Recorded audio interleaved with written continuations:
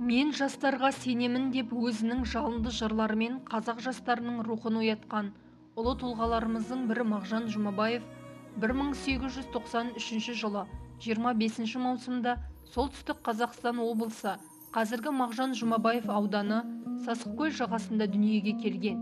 Алаш қозғалысының қайраткері, ақын, қазақ әдебиетінің жарқын жұлдызы. Азан шақырып қойған аты Әбіл Мағжан. Мағжанның отбасылық өмірі мен шығармашылық жолы сізді қызықтырса, бізбен соңына дейін болыңыз. Ақынның отбасылық өмірі. Ақынның атасы Жұмабай қажы, әкесі Бекен саудамен айналысқан дәулетті адам болған. Бекен өжет өте пысық еді. Қоянды базарына жиі қатынайтын. Сол ұзын жолда аңылдап өлең шығарады екен. 30-дың бел ортасында елге билік айтуға қолы жетті. Болыстыққа сайланды. Анасының есімі Гүлсім. Гүлсім Қызылжарда тұратын Керей Әшірбек деген саудагердің қызы. Әшірбектің ағасы Құрманбайдан Мағжанның болашақ әйелі Зылиха туылған. Мағжан бойындағы серлік, ақындық қасиеттер әкеден болса, жүрегінің жұмсақтығы, нәзіктігі, жолдас достыққа қалтқысыздығы, жұртқа қайырымдылығы осы шешесінен деседі. Мағжан Жұмабаевтың жеке отбасылық өмірі 24 жасында басталады. Ол алғаш рет бала кезден бергі ғашығы Құрманбайдың қызы Зылихаға үйленгісі келеді. Алайда әкесі қайтыс болған Зылиханың шешесі оны өзі танымайтын Хасан есімді Мұхамедияров деген саудагер башқұрт жігітке тұрмысқа береді. Тұрмысқа шыққанын естіген Мағжан Зылиханың отбасылық өміріне араласқысы келмей 1918 жылы Шоқан Тастеміровтің қызы Зейнепке үйленеді. Алайда Зейнеп 1919 жылы 10 ақпанда баладан қайтыс болады. Ал жаңа туған нәрестенің атын Граждан деп Мағжанның өзі азамат соғысына байланысты қояды. Бірақ Гражданның өмірі де ұзаққа бармай 9 айдан соң өкпеден суық тиіп ауырып қайтыс болады. Кейіннен Зылиханың жолдасы Хасанның сүзек ауруынан сол жылы қайтыс болғанын естиді. Осы оқиғадан кейін Мағжан мен Зылиханы тағдыр бірнеше рет тоғыстырады. Алайда Зылиханың анасының Мағжанға тұрмысқа шығуына қарсы болғандықтан ұзақ уақыт бір-бірін күтумен жүреді.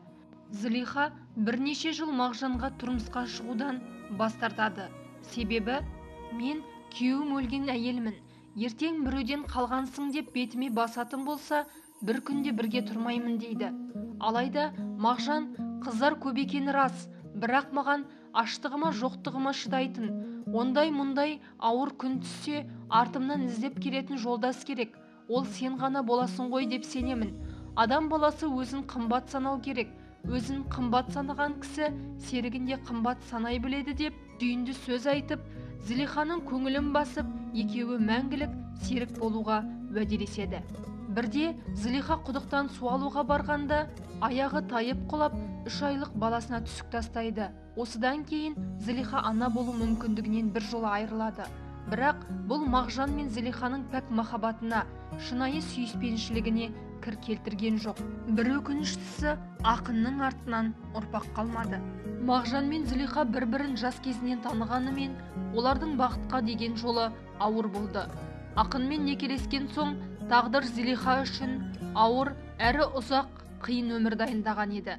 Жалған жаламен бірнеше рет тұтқында болған ақынның қаламынан шыққан туындыларды Зылиха әркез өз жанында сақтады.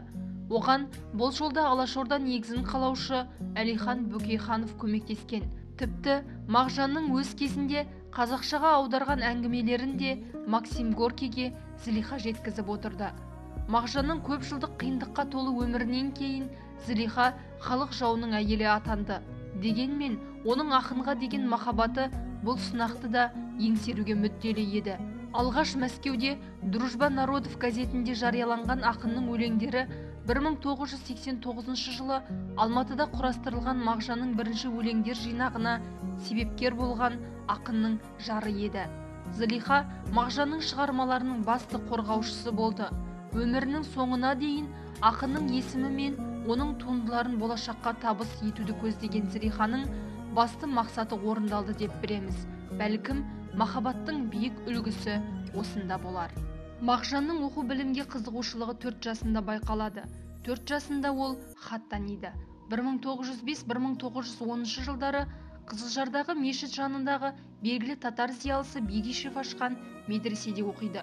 Бегишевтен Фирдауси, Хафиз, Сағди, Омар Хайям, Низами, Науаи секілді шығыс ақындарының дастандарын оқып үйренеді. 1913 жылдары Уфа қаласындағы Ғалия медресесінде білім алады. Онда белгілі қайраткер Жантөринмен тығыз қарым-қатынас орнатып, көрнекті жазушы Бейімбет Майлинмен танысады. Ақын небәрі 19 жасында алғашқы өлеңдер жинағын шығарады. 1913-1916 жылдары Омбы мұғалімдер семинариясында оқыды. Ал 1923-1937 жылдары Мәскеуде жоғары әдебиет көркемөнер институтын тәмамдайды. Мағжан Жұмабайұлы 1927-1929 жылы Бурабайда, одан соң Қызылжарда оқытушылық қызметтер атқарады.